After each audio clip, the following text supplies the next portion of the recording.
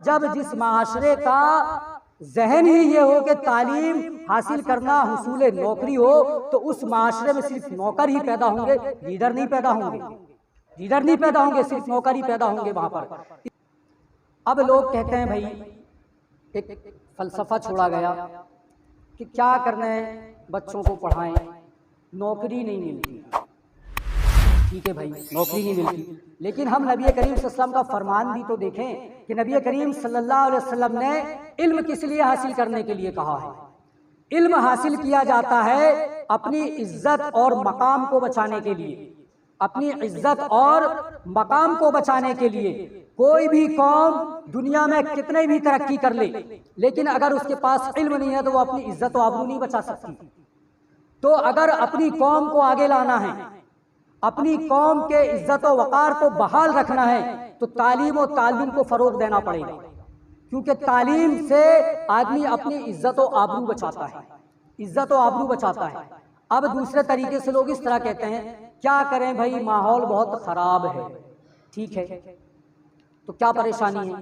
ہمارے بچوں کا ایڈمیشن نہیں ہوتا، آج حالات دیکھ رہے ہیں، تو ہم کیوں دوسروں کی بھیک پہ پل رہے ہیں، کیوں دوسروں کے ٹکڑوں پہ جی رہے ہیں؟ کیا ہمارے اندر اتنی طاقت نہیں کہ ہم خود کے اسکول کالج بنا لیں، خود کے مدرسوں کا انتظام کر لیں؟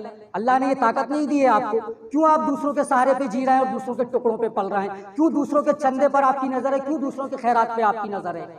جبکہ اسلام نے غریب ہونا اور کمزور ہونا اس سے منع کیا ہے۔ کمزور ہونا یا غریب ہونا جنت کا ٹھیکہ نہیں ہے۔ اللہ تبارک و تعالیٰ نے کہا ہے کہ کماؤ۔ اب وہ واقعہ سنے ہوں گے کہ ایک صحابی آئے اور کہا کہ اللہ کے رسول مجھے کچھ دے دیجئے، تو نبی پاک صلی اللہ علیہ وسلم نے کہا کہ تمہارے گھر میں کچھ ہے؟ کہا کہ ہاں، تو بولے لے آؤ۔ آپ نے اس سے بیچ کر کے، اس کو بیچ کر کے کچھ غلہ دلوایا اور کلہاڑی دلوایا اور کہا کہ اس کلہاڑی کو لے جاؤ، اور اس کا بیسا، اس کا دستہ اپنے ہاتھوں سے فٹ کیا اور کہا کہ اس کو لے کے جاؤ اور اس سے کام کرو، لکڑیاں لا کے بیچو اور 15 دن تک اپنی صورت مت دکھانا، 15 دن تک اپنی صورت مت دکھانا۔ اللہ اکبر! وہ صحابی جاتے ہیں، اس حدیث سے علماء اکرام نے استدلال کیا ہے کہ اگر بیوی بچوں کے لیے کمانے کے لیے باہر بھی جانا پڑے اور مسجد میں نماز پڑھنے نہ آنا پڑے، اگر آپ جہاں پر وہی نماز پڑھیں۔ وہ صحابی آتے تھے مسجد نبی میں، آتے بھی تھے تو نبی پاک صلی اللہ علیہ وسلم کو ملتے نہیں تھے، چپ چاپ سے چلے جاتے تھے۔ 15 دن کے بعد جب ملے تو چہرے پہ خوشحالی تھی۔ پوچھا کیا حال ہے؟ تو کہا کہ پورا واقعہ بتایا، ادھر بھی جانے کی ضرورت نہیں ہے۔ تو کہنے کا مطلب یہ کہ آج ہماری قوم کا یہ حال ہے کہ جدھر دیکھو ہر کوئی غریبی کا رونا، پیسے کا رونا یا کمزوری کا رونا۔ کس کی کارستانی ہے؟ کس کی پریشانی؟ اسلام کا قصور ہے یہ، اسلام کا قصور ہے۔ قدرت نے آپ کو ساری چیزیں دی، فطرت بتائی، شریعت بتائی، آپ نے شریعت کو اپنایا، فطرت کو ٹھکرایا تو آپ دنیا میں ذلیل و خوار ہو گئے۔ اس کی پریشانی کا سبب کون ہے؟ اور آج ہم رونا روتے ہیں، یہ ہو رہا ہے، وہ ہو رہا ہے، سرکاریں ہمارے خلاف ہیں۔ میں قسم کھا کے کہہ سکتا ہوں کہ کوئی تمہارا دشمن نہیں ہے، خود ہم اپنے دشمن ہیں۔ ہمارے مولوی ہمارے دشمن ہیں، جو چھوٹی چھوٹی باتوں کو اس طریقے سے کھڑا کر دیتے ہیں۔ آج ہم نے اپنی اپنی مسجدیں الگ بنا لی اور تھوڑی تھوڑی باتوں کو لے کر کے عوام کو لڑا دیا۔ کیا حال ہوگا ایسے میں؟ سمجھائش نہیں۔ آج ساری دنیا ترقی کر رہی ہے اور آج ہم مسلمان ہیں کہ آپس میں ایک دوسرے سے لڑ رہے ہیں، آپس میں ایک دوسرے سے لڑ رہے ہیں۔ میرے بھائیوں، آنکھیں کھولو اور سوچو، سوئے ہوئے شیروں کو جگانے آج آیا ہوں، بہتے ہوئے ٹھہرے ہوئے دریا میں طوفان اٹھانے آج آیا ہوں، سوئے ہوئے شیروں کو جگانے آج آیا ہوں۔ علم کے سارے کنویں آج تمہارے سوکھ گئے۔ کسی شاعر نے کہا ہے کہ ٹھہرے ہوئے دریا میں طوفان اٹھانے آج آیا ہوں، سوئے ہوئے شیروں کو جگانے آج آیا ہوں۔ تعلیم کی رسی تم نے ہاتھوں سے کیوں چھوڑ دی؟ اپنے مستقبل کی عمارت خود تم نے توڑ دی۔ فن کے سارے کنویں تمہارے آج سوکھ گئے، علم کی ندی کے یہ کنارے آج سوکھ گئے۔ وقت اب بھی ہے بچوں کو پڑھاؤ تم، وقت اب بھی ہے بچوں کو پڑھاؤ تم، خود نہ آگے بڑھ سکے پر ان کو بڑھاؤ تم۔ تمہارا مرثیہ سنانے آج آیا ہوں، سوئے ہوئے شیروں کو جگانے آج آیا ہوں۔ وہابی، دیوبندی، بریلی اور تبلیغی میں بٹ گئے، اپنے اپنے مقصدوں سے اس لیے ہٹ گئے، اپنی اپنی مسجدیں ہیں، اپنے اپنے پیر ہیں، ترکشوں میں زنگ کھائے سارے ٹوٹے ہوئے تیر ہیں۔ سینکڑوں خدا والے ایک جگہ کھڑے ہیں اور ایک خدا والے سارے بکھرے پڑے ہیں۔ تو یہ جب حال ہمارا ہے تو کیا ہوگا؟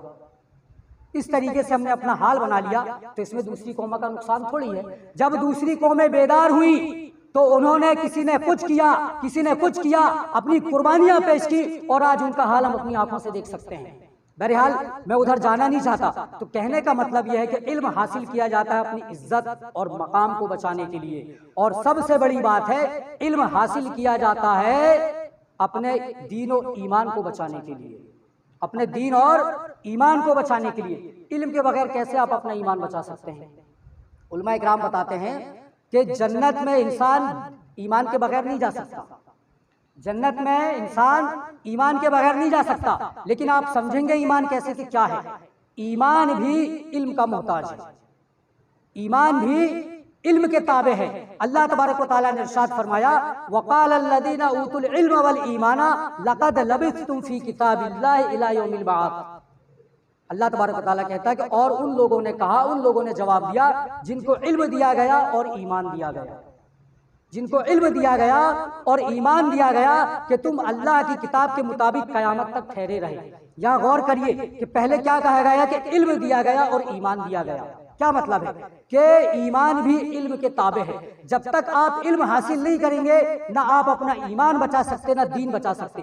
آج کتنے لوگ ہیں طرح طرح کی خرافات میں مبتلا ہیں، یہ صرف علم نہ ہونے کی بنا پر، یہ صرف علم نہ ہونے کی بنا پر ہے. آج کتنے لوگ دین میں ایسے ایسے کام کیے ہوئے ہیں اور سمجھ رہے ہیں کہ یہ دین ہے، وجہ کیا ہے؟ علم نہیں ہے ان کے پاس. تو ایمان بھی علم کا تابع ہے. ایک حدیث میں ایک جگہ اور اللہ تبارک و تعالیٰ نے فرمایا کہ فَاعْلَمْ أَنَّهُ لَا إِلَهَ إِلَّا اللَّهُ وَاسْتَغْفِرْ لِذَنبِكَ، کہ اے نبی صلی اللہ علیہ وسلم آپ لا الہ الا اللہ کا علم حاصل کیجئے اور اپنے گناہوں کی معافی مانگیے. آپ اپنے گناہوں کی معافی کیسے مانگیں گے جب آپ کو علم نہیں ہے؟ ہم کیسے اپنے گناہوں کی معافی مانگیں گے جب ہمیں علم ہی نہیں رہے گا؟ تو جاہلوں میں اور پھر فرق کیا رہ جائے گا جو دوسرے لوگ جا کے عجیب عجیب طریقے سے اپنے گناہوں کی معافی مانگتے ہیں. تو کہنے کا مطلب یہ کہ ایمان بھی علم کے تابع ہے. بنا علم کے نہ ہم ایمان بچا سکتے اور نہ اپنا دین بچا سکتے. تو علم حاصل کیجئے ایمان بچانے کے لیے، اپنا مقام بچانے کے لیے، نہ کہ نوکری حاصل کرنے کے لیے. اور جب جس معاشرے کا ذہن ہی یہ ہو کہ تعلیم حاصل کرنا حصول نوکری ہو، تو اس معاشرے میں صرف نوکر ہی پیدا ہوں گے، لیڈر نہیں پیدا ہوں گے، لیڈر نہیں پیدا ہوں گے، صرف نوکر ہی پیدا ہوں گے وہاں پر. اور مزید ویڈیوز دیکھنے کے لیے ہمارے یوٹیوب چینل کو سبسکرائب کریں، بیل آئیکن دبانا نہ بھولیں اور شیئر ضرور کریں. فجزاکم اللہ خیرا.